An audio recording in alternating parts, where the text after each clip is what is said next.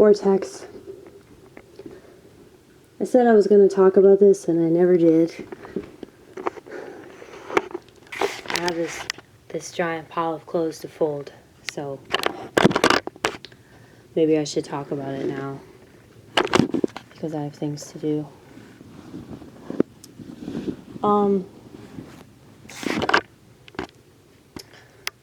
Where should I put you, Vortex? Hold on. Right here.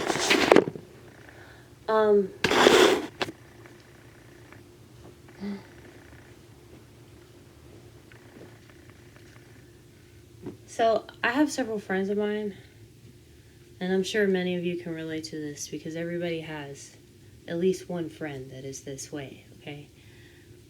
I have several friends of mine that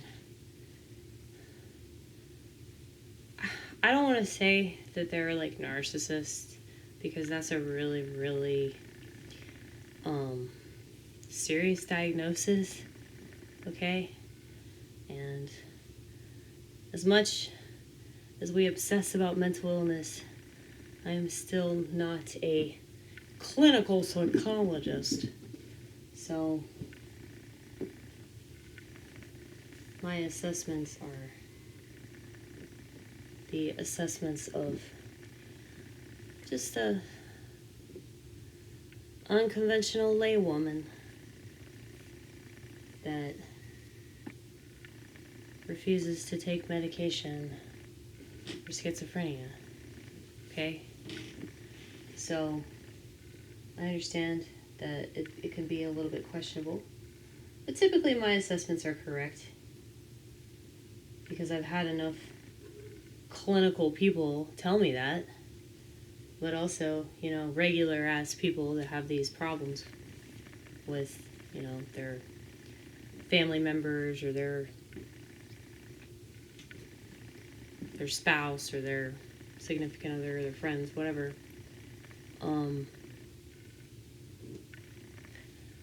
But I have several friends of mine that definitely have a very manipulative streak. And I think that the manipulation comes from a very narcissistic spirit. And that's definitely not from God, okay? So God can work through us and he can turn that narcissism into something really creative and cool. And so he can also do that with OCD. I've been able to turn it into something cool because of God working through me. I've seen that happen with my friend Judson. Because he's got really bad OCD as well. And he's an insanely talented musician. So it's if you're a passionate person, it's probably going to manifest in not that great of a way. And, mental illness is the easiest way for the devil to take us out, And especially because most people in Western countries don't understand anything about it. So that is why I'm so obsessed with the subject. And also because it directly relates to me. But I think that if something directly relates to you, it would be best for you to learn as much about it as you can. But in learning about it, in relation to myself, I've managed to learn a lot about the world that I live in, why it's so useless and stupid. And I think that a lot of the problems in our world are because of narcissism. And this is why I've had such an aversion to technology, because I see technology as exacerbating that problem, making it 1,000 times worse than it was already before the internet was invented, before social media completely nuked communication. And it also has managed to nuke creativity as well. Hence, all these fucking AI memes, okay? memes were already like so uncreative to begin with, and now whatever tiny ass amount of creativity there was before is just gone because of fucking AI. But I can't be mad at the AI, because it's not the AI's fault that, you know, our little pea brains like can't do anything by ourselves anymore, you know? I mean, some of the AI art is like pretty fucking cool too, you know? I can't get mad about it. I mean, the AI makes better art than we do now. Because people just don't give enough of a fuck about it, unfortunately. But I mean, there's still plenty of artists out there. I'm not trying to say that artists don't exist anymore, but I'm saying that, like, I think that culturally people don't really care about art for the same reason that they don't really care about solving their psychological problems, you know? And so yeah, a lot of people have that manipulative streak, and they don't realize it because they're not self-aware. I think most people that manipulate situations, or like, you know, when they send text messages or tweets, or they put up posts of themselves, it's like they're clearly trying to get a certain type of attention, you know? Like, this friend of mine recently like wrecked his truck. He's the guy that I told you about that's like kind of sort of obsessed with me. And he's like significantly older than me, and he just makes a lot of inappropriate comments, and like I met him at church. So yeah, he's got a lot of problems. But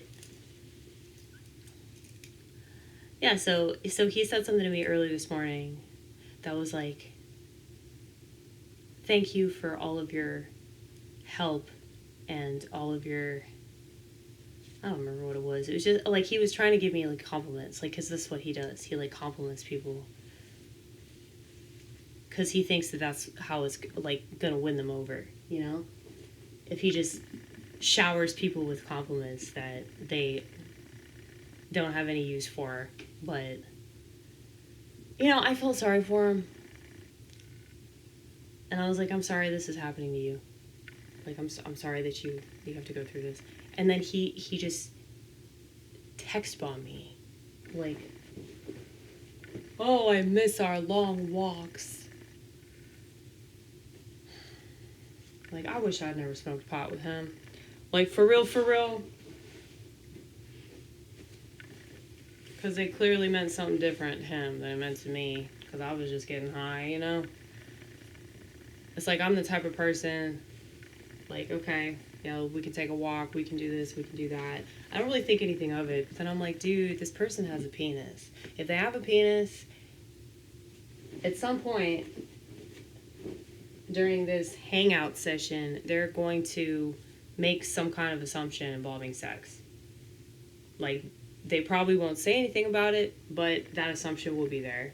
And it will be hanging, like that tension, like you can feel that tension just hanging in the air. And I don't know. I feel bad for people, and because I feel bad for them, like, I kind of allow myself to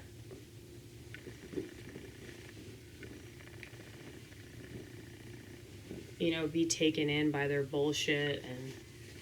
And the thing is, like, I knew that shit was gonna happen.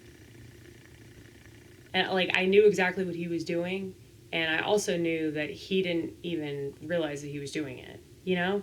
It's like, he wants some kind of validation, he wants some kind of attention, and if I give it to him at all, then he's gonna take that shit and run with it.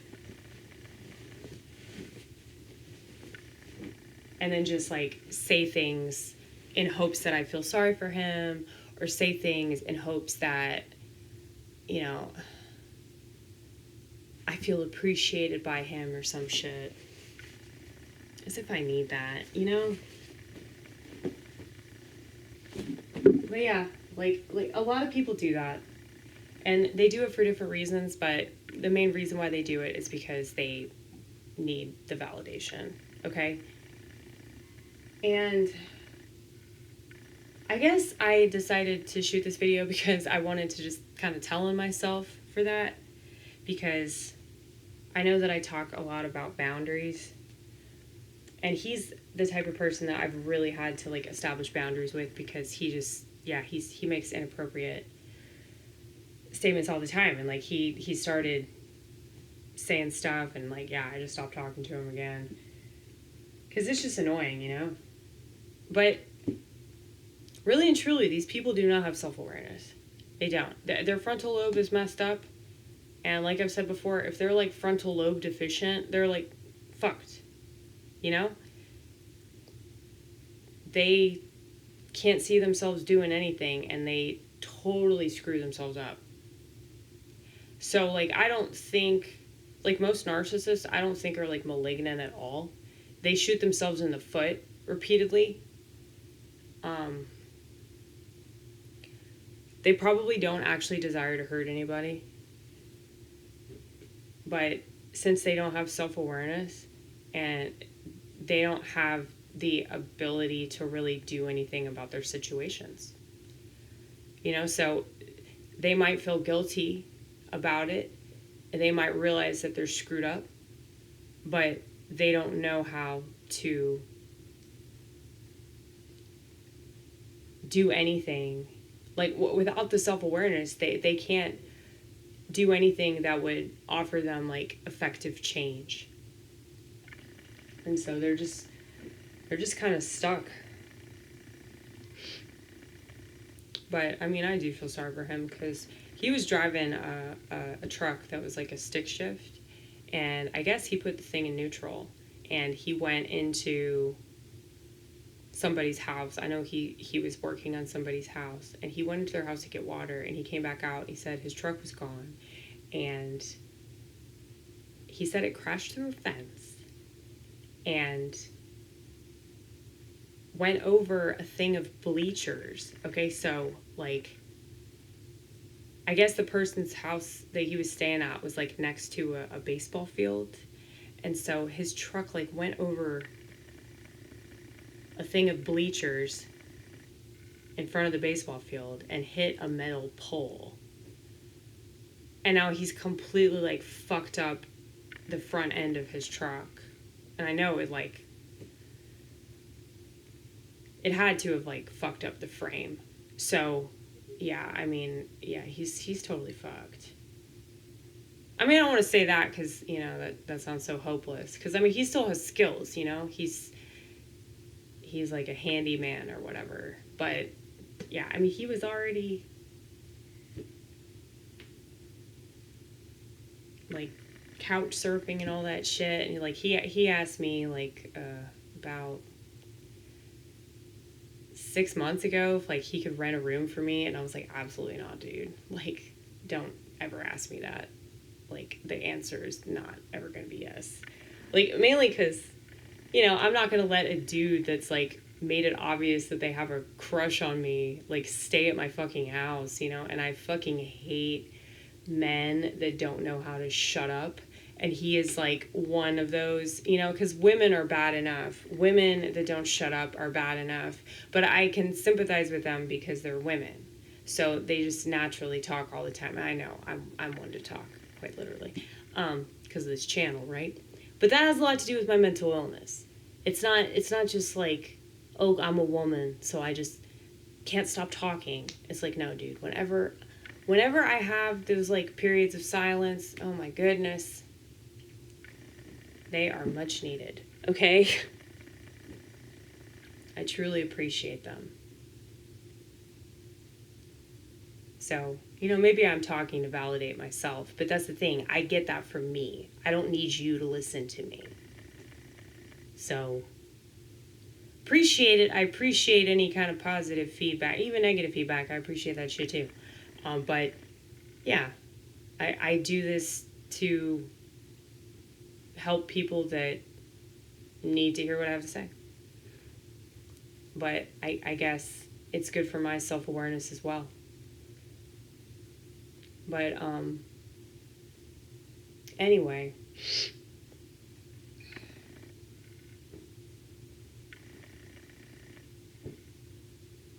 yeah, he just talks like nonstop, and I can't deal with that shit. But yeah, I feel bad for him because of the situation that he's in.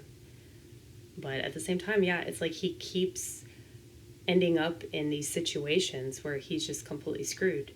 And he doesn't see that he's the common denominator of all these situations. It's like, yeah, dude, like, you don't have fucking boundaries. You're super impulsive. You make really bad decisions. You can't control your anger. Like, yeah, narcissist. That damn frontal lobe, right? But yeah, it's like, I know a lot of people like this. It's like they cannot control themselves. And they just have to talk. And they have to be the center of attention. And, like, they think they're so important. But at the same time, it's like they're their own worst enemy. Like, they make all kinds of mistakes. And they can't see themselves making them. So they can't do anything about it in the future. You know, because they always think it's somebody else's fault. And, you know, of course I see this pattern in my country. And I see this pattern in, you know, just this constant, like, victim playing and, like, the whole blame game. It's like everybody is so obsessed with pointing the finger. And if you repeatedly point the finger at everybody else, but you never point it at yourself, like, there's literally nothing that you can do about any situation that you're in, you know? So you're just going to keep screwing yourself up. But anyway, what was the point of the video? I was going to talk about being manipulated. Like, I can feel when somebody's manipulating me. And then I think I'm paranoid. I gaslight myself into thinking that I'm paranoid and oh, I'm just obsessed with myself. I think everybody's obsessed with me. And then I give them the benefit of the doubt, and I don't trust my own instinct, and I give them the benefit of the doubt, and then they do exactly what I assumed they were going to do. You know? My instinct is always correct.